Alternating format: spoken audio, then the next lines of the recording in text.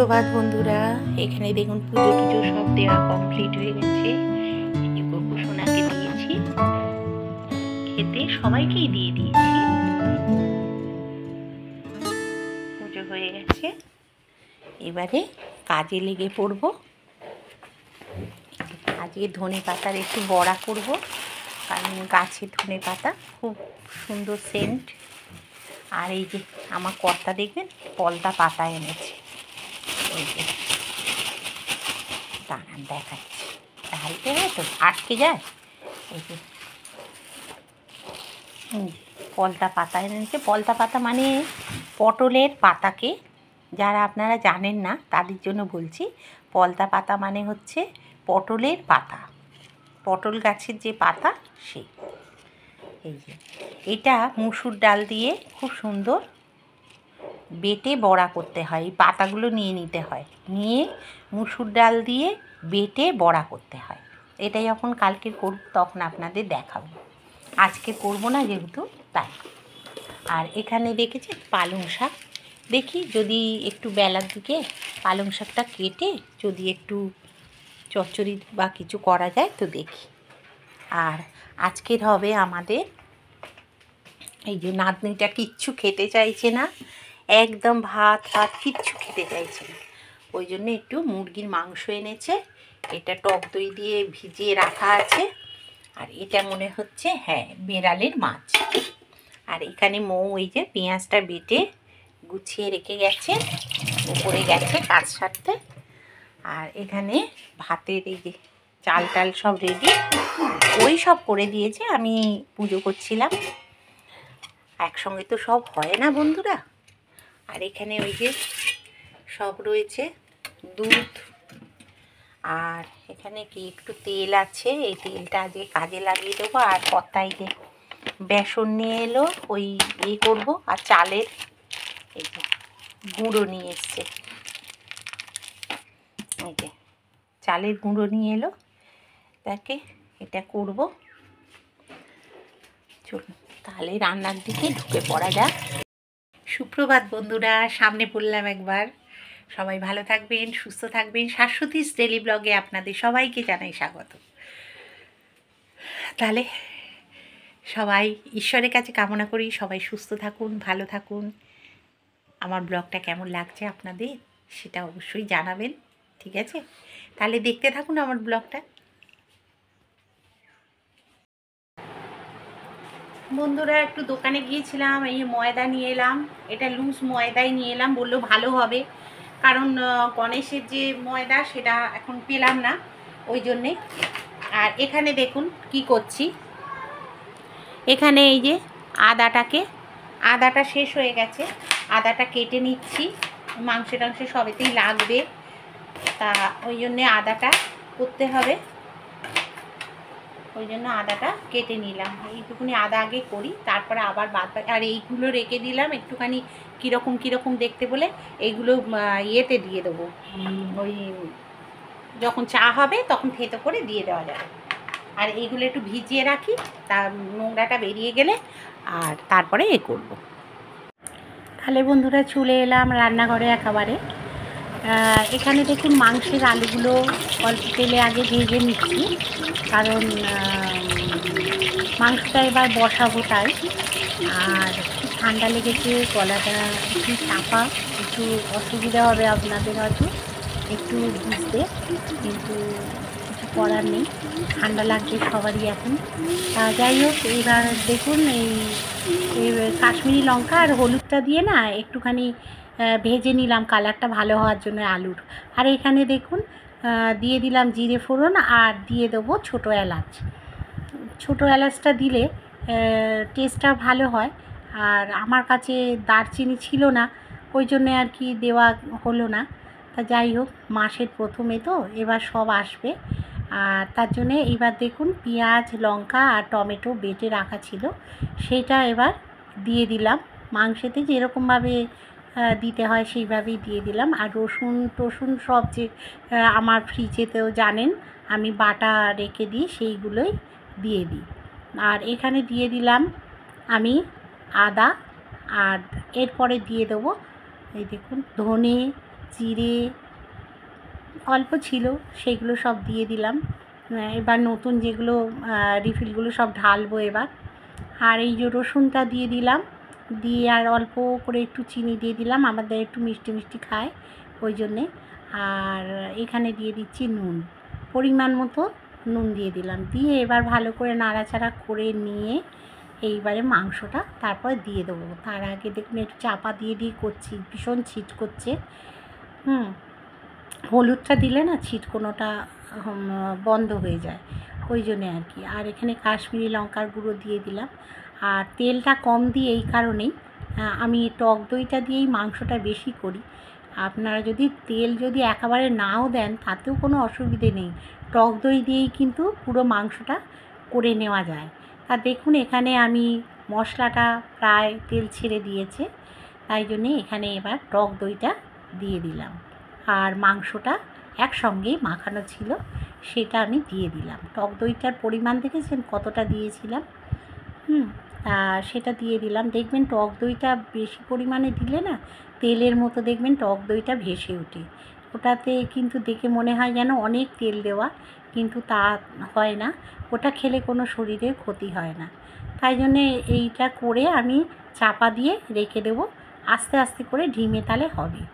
আর এখানে নাতনিটা কিছুই খাচ্ছে না বলে একটুখানি লুচি ময়দা একটুখানি মাখা ছিল, সেইটাই দুপুরবেলা কি মানে টিফিনের জন্য কটা লুচি ভেজে দিচ্ছি 3-4টে। যদিও খায় তো খাবে, নাহলে কিছুই খাচ্ছে না। যা হোক একটু খেয়ে পেটটা ভর্তি করানো নিয়ে কথা। যদি খায় একটা কি দুটো তো খাবে, আর না হলে ওর মা খেয়ে নেবে, আমি খাবো না। কারণ আমার যখন তখন এই লুচি সহ্য হয় না।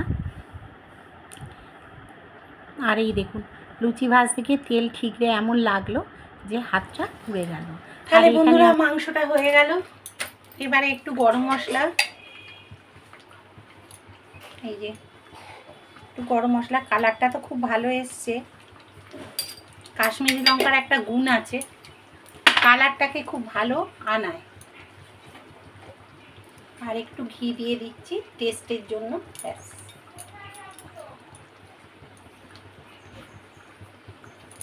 হয়ে গেল। এবার এটাকে নামিয়ে ফেলবো। হয়ে গেছে তো, এবার একটু নামিয়ে ফেলবো।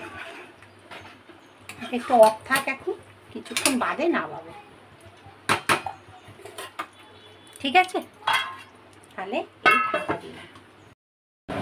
এখানে বন্ধুরা আমি বড়াটা করে নিচ্ছি, এই যে করে রেখেছি, এই যে মেখে আর রেখে দিয়েছিলাম। এবারে নুন, এর মধ্যে সব কিছু দেওয়া আছে, কালো জিরে, ফোড়ন টোড়ন সব দেওয়া আছে। এবারে একটু গ্যাসটাকে কমিয়ে দিয়ে এর মধ্যে পেঁয়াজ দিয়েছি, একটু ধনে পাতার বড়াটা বেশ মুচমুচে হবে। চালের গুঁড়ো দিয়েছি আর বেসন দিয়েছি।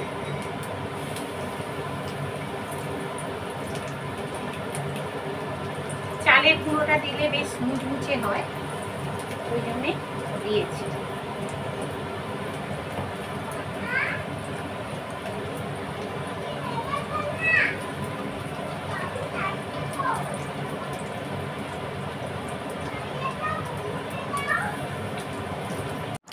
এখানে দেখুন ধনে পাতার বড়াগুলো করে নিচ্ছি একটা একটা করে।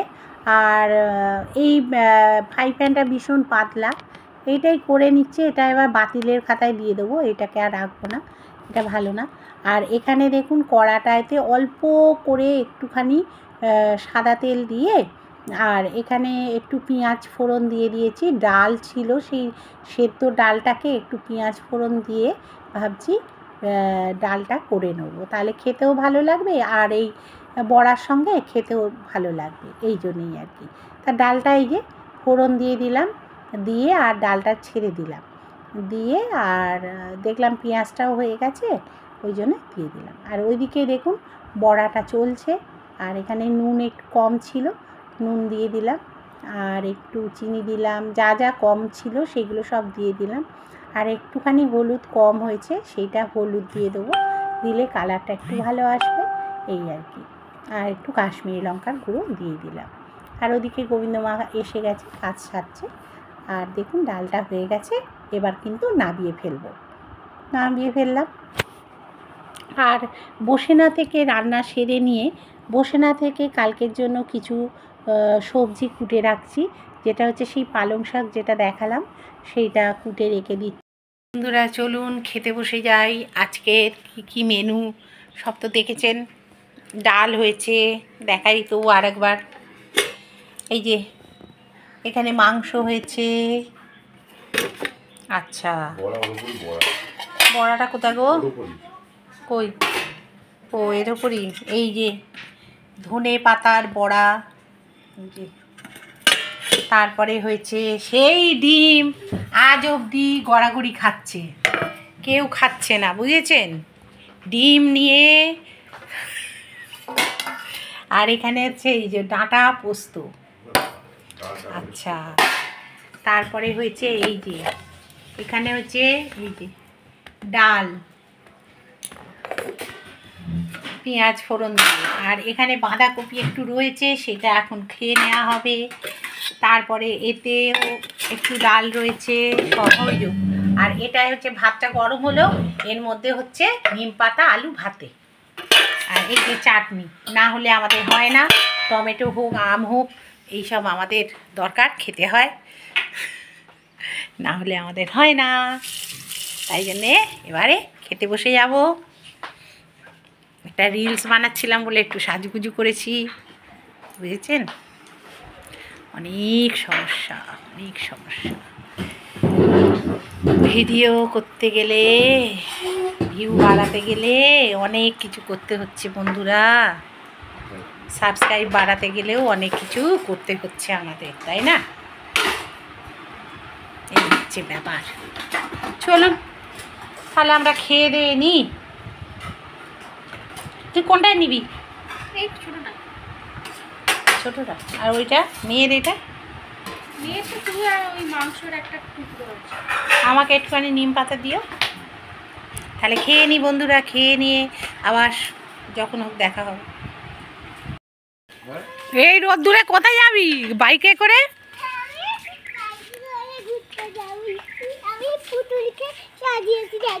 ওই দেখি। ও নাড়ালে দেখাবো কি?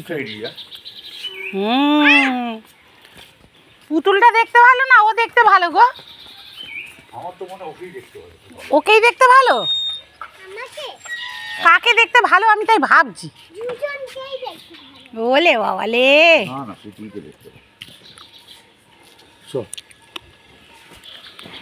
দাদু চলেছে বাইক নিয়ে, ঘুরতে যাবে, তাই নাতনিকে বেরিয়ে পড়ছি। ওই পেছনে বসবি, বসতে পারবি না। স্কুলেও যেতে পারছে না, কি করব বলুন? তাই যে চা নিয়ে একটু বসেছি, ছেলে আর মৌ ওপরে চা খাচ্ছে, আর আমি নিচে একটু চা নিয়ে বসলাম। তা এই আর কি, গোপুসোনা শুয়ে পড়েছে, গোপুসোনাকে শোয়ানো হয়ে গেছে। তারপর পুজো তো আগেই দেওয়া হয়ে গেছে, বাসন টাসন সব তোলা হয়ে গেছে। আমার কর্তা দোকানে বেরিয়ে গেছে, দেখি আজকের আমি একটু হাঁটতে বেরোবো, ইচ্ছে আছে, দেখি কি হয়। কেন কেউ না এসে যায়, আর হাঁটার আমার হয় না, এই জন্যে আর কি। তা দেখি যদি একটু হেঁটে আসতে পারি তো খুব ভালো হয়। ঠিক আছে, হঠাৎ করে আমাদের ডিসিশান পাল্টালো, যে কর্তা বললো যে চলো একটুখানি নাতনিটাকে নিয়ে সন্ধেবেলা রাজপুরের দিকে মেলা আছে, মেলা বসেছে, ওখানে ঠাকুরও হয়েছে, চলো ওটা দেখে আসি। তা একটু রাত্রির হয়ে গেছে, 9টা এরকম বাজে। তা অটোয় করে একটুখানি আমরা গেলাম। গিয়ে এই যে দেখুন ঠাকুরটা কি অপূর্ব হয়, আর বিশাল হাইট হয় ঠাকুরের। আর নাতনিকে নিয়ে ওই যে দাদু আর ওই ঘুরে বেড়াচ্ছে সব, আর ওর ভীষণ আনন্দ পেয়েছে বন্ধুরা, আপনারা ভাবতে পারবেন না, এত বড় কালী ঠাকুর, আর তারপরে এত কিছু দেখতে পাচ্ছে, দেখে না ওর ভীষণ আনন্দ হয়েছে। হ্যাঁ, আর এটা কি ওটা কি সব সময় জিজ্ঞেস করছে, এটা কি ওটা কি মানে। আর এখানে দেখুন সব ওই ঠাকুরের মানে কিভাবে ঠাকুর মানে এসছিল বা কিভাবে ঠাকুরকে পাওয়া গেছিল, নানা রকম আর কি এইগুলো রয়েছে এখানে। আর জলের মধ্যে রয়েছে দেখুন এই যে ঠাকুর করেছে এখানে। তা খুব সুন্দর হয় এই সব ঠাকুর। আর এখানে দেখুন, এখানে হচ্ছে আপনার মহাদেবের, এটা সত্যি মহাদেব আর কি, সবাই মাথায় জল দেয়। এটা একটা বিশাল বড় একটা থান আর কি। এখানে এই দেখুন মহাদেব, তারপরে পার্বতী, মহাদেব, শিব, মানে নানা রকম রয়েছে। হ্যাঁ, এখানে সবাই পুজো টুজো দেয়, মা কালী, ওই যে এখানে বিপত্তারিণী, হ্যাঁ, কালী, এই রকম আর কি সব তৈরি হয়। এই পাশেই আর কি ঘর আছে, সেখানে সব তৈরি হয়। আর এইগুলো দেখুন বাইরের দিকে করেছে প্যান্ডেলে, যে মা কালীকে কিভাবে আবিষ্কার করা হয়েছিল, সেইগুলোর আর কি সব রকম এখানে সেইগুলো আর কি করে করে রাখা আছে। সেইগুলোও আপনাদেরকে দেখাচ্ছি যারা আপনারা কখনো দেখেননি। আর এখানে খুব বড় রাস্তার ওপর মেলাটা বসতো, এখন মাঠের দিকে মেলাটাকে নিয়ে চলে গেছে ওই দিকটা, কারণ গাড়ির খুব অসুবিধে হয়ে যায় গাড়ি যাতায়াতের, ওই জন্যে। এটা মেন রোড তো ওই জন্যে। আর ওখানে ফুচকা টুচকা নানা রকম বসেছে। আর এখানে দেখুন ঠাকুর এত সুন্দর সুন্দরভাবে মূর্তিগুলো তৈরি হয়েছে যে কি বলবো। ওই যে মা কালীকে কীভাবে পাওয়া গিয়েছিল সেইগুলো আর কি। তা বন্ধুরা, যদি এই ব্লগটা আপনাদের ভালো লেগে থাকে, লাইক শেয়ার কমেন্ট করতে ভুলবেন না। আর সাবস্ক্রাইবটা নতুন যারা তারা করে দেবেন। আর কেমন লাগছে আমার ভিডিও সেটা কমেন্টের মাধ্যমে অবশ্যই জানাবেন। আর এই যে ঠাকুর দেখলেন কীরকম লাগলো সেটা মতামতে অবশ্যই জানাবেন। আমি চেষ্টা করি যতটা পারি আপনাদেরকে ভালো লাগানোর। হ্যাঁ, আমার যতটা সাধ্যের মধ্যে থাকে আমি ততটাই দেখানোর চেষ্টা করি। ভালো লাগলে অবশ্যই কমেন্ট করবেন, ঠিক আছে? খারাপ লাগলেও কমেন্ট করবেন। আর এখানে দেখুন নানা রকম সব কিভাবে আবিষ্কার হয়েছিল, কিভাবে কি হয়েছিল, এখানে আমি অত কিছু জানি না, তো ওই জন্যে আপনাদের বুঝিয়ে বলতে পারছি না। আর এখানে দেখুন কি ভিড় হয়েছে। তাহলে বন্ধুরা, আজকের আর ভিডিওটা বড় করছি না, এখানেই আমি শেষ করছি। কারণ অনেকটা সেই সকাল থেকে ব্লগটা চলছে, আর অনেকটা বড়ও মনে হয়ে গেছে, ঠিক আছে? তাহলে আজকের মতো বিদায় নিলাম। সবাই ভালো থাকবেন, সুস্থ থাকবেন। আর নতুন যারা সাবস্ক্রাইবটা করে দেবেন, পাশে থাকবেন নতুন বন্ধুটা। আর যদি ভিডিওটা কোথাও ভালো লেগে থাকে, লাইক শেয়ার কমেন্ট অবশ্যই করে দেবেন।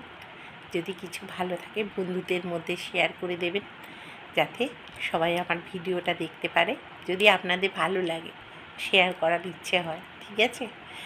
আর তাহলে টাটা, নমস্কার।